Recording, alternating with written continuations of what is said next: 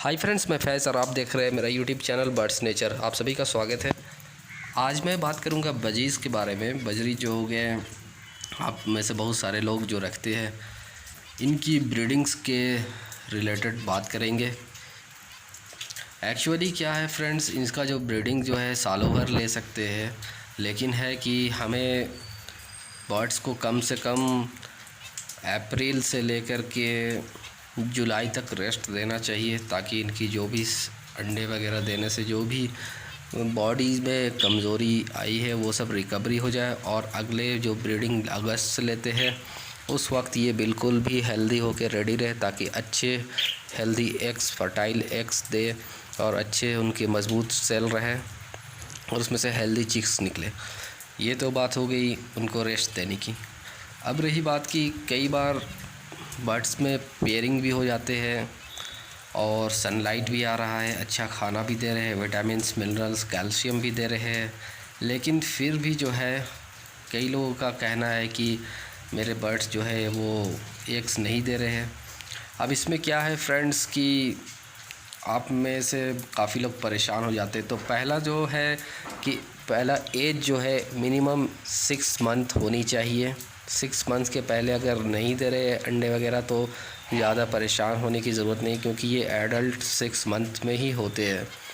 तो पहला हमने बतलाया 6 मंथ एज जो है इनका हो जाना चाहिए। अब मान लीजिए कि 6 मंथ एज भी हो चुके हैं, बर्ड्स की पेयरिंग भी हो चुकी है, वो मैटिंग भी कर रहे हैं, लेकिन फिर भी एग्स नहीं दे रहे हैं, जबकि आपका खाना वगैरह सब कुछ सही है, सनलाइट भी है, सब कुछ सही है, आपने मटकी भी लगा रखी है, मटकी में जा भी रही है, सब कुछ हो रहा है, लेकिन अंडे नहीं दे रही है। अब इस केस में क्या है फ्रेंड्स कि या तो फीमेल का जो है कुछ प्रॉब्लम है या तो मेल का प्रॉब्लम है। ज़्यादातर चांस है इसमें फ़ीमेल का ही प्रॉब्लम होना, क्योंकि अगर मेल का प्रॉब्लम होगा तो अंडे फिर भी देंगी, लेकिन एग्स जो है फर्टाइल नहीं रहेंगी, वो इनफर्टाइल एग्स रहेगी। इस केस में फिर आपको क्या करना होगा कि अगर आपके पास और कोई दूसरे पेयर है तो उस पेयर के साथ दोनों का पेयरिंग जो है एक्सचेंज कर दें, या तो फिर आप अलग से फिर इनके लिए लेकर के आए और वो पेयरिंग नया बनाए। ठीक है, एडल्ट ही, लेकिन सेम एज के एडल्ट अगर है आपके पास तो एडल्ट ही लेकर के आना होगा, ठीक है ना। फिर इनको पेयरिंग बनाने के लिए आपको फास्ट पेयरिंग करना है, तो मेल को सिर्फ आप डाल दें केज में और फीमेल, दोनों फीमेल को सेपरेट रखें। और अब जो है क्या करना है, जो नए जो आप लगा रहे पेयरिंग, तो एक अगर फिर आप फीमेल डालते नया फीमेल डालते केज में, तो उसके लिए दोनों मेल नहीं रहेंगे, तो फिर वो हो सकता है कि आप जो नया मेल लाए उसके साथ पेयरिंग बन जाए, तो आपका मसला हल नहीं होगा। इसलिए आपको क्या करना है, एक मेल जो आप पहले वाला है आपका उसको सिर्फ रखें केज में, और जिसमें आपको फाइनली रखना है उनको, और दोनों फीमेल्स को सेपरेट एक जगह पे रख लें। अब क्या करना है कि जो आपके पास नई फीमेल लेकर के आए हैं उसको पुराने वाले मेल के साथ डाल दें और पेयरिंग बनाएं। उसी तरीके से जो नया मेल लेकर के आए उसको सेपरेट रखें एक केज में, ठीक है। फिर उसमें जो आपके पास पुरानी वाली जो फीमेल है उसको आप डालें 3 दिन के बाद, दोनों को 3-3, 4-4 दिन के बाद ही आपको डालना है। अब आपको डाल करके इनको अच्छे से दाना पानी खिला करके 1 हफ्ते रखना है, फिर देखना है कि इनकी पेयरिंग आपकी हो जाएगी, ठीक है। अब जब पेयरिंग्स हो जाते हैं अच्छे से, तब आप, और ये एडल्ट है ही आपका, तो आप करीब 1 हफ्ते के बाद, पेयरिंग होने के 1 हफ्ते के बाद आपको इनको मटकियाँ दे देनी है, ठीक है। फिर जो है ये मटकी में फ़ीमेल जाना स्टार्ट करेगी। कुछ पहले तो शुरू मटकी में बिल्कुल से नहीं जाएंगी, पहले ये आसपास घूमेगी, मटकी के जो होल है उसके पास में से झांकेगी, कभी मटकी के ऊपर जाएगी, वहाँ से देखेगी, ठीक है। उसके बाद जब समझ में आएगा कि इसमें जाना सेफ़ है तो वो धीरे धीरे मटकी के अंदर जाने लगेगी। अब जब फीमेल धीरे धीरे मटकी के अंदर जाने लगेगी, मेल भी आकर के कभी कभार देखने लगेगा, करीब आएगा मटकी के, और कुछ देर में शाम में जाकर के फ़ीमेल बैठेगी मटकी में, या और फिर अक्सर ज़्यादा वक्त मटकी के अंदर बैठने लगेगी, जब उसको बिल्कुल सेफ़ लगने लगेगा और वो उस मटकी को चूज़ कर लेगी कि इसी में अब उसे अंडे देने हैं और इसी में उसको रहना है।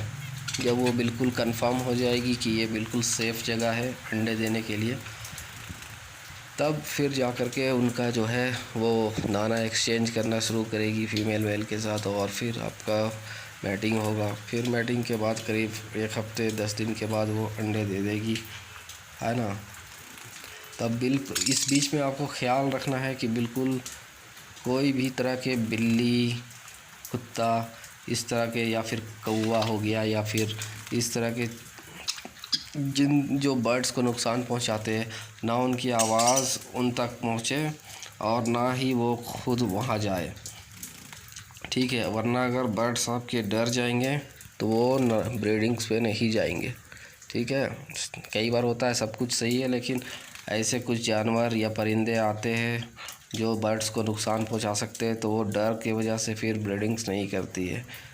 तो ये बिल्कुल पहले कंफर्म रखें, ठीक है। अब जो है जब अंडे दे करके फिर उसमें फ़ीमेल बैठना शुरू करेगी, और जब आपके फर्टाइल अगर होंगे एग्स तो उसमें से चिक्स निकल के आएंगे, ठीक है। जब चिक्स निकल के आएंगे तो आपको ख्याल रखना है कि सॉफ्ट फूड आपको थोड़ा थोड़ा देना है, ज़्यादा नहीं पर थोड़ा थोड़ा सॉफ्ट फूड आपको देना है।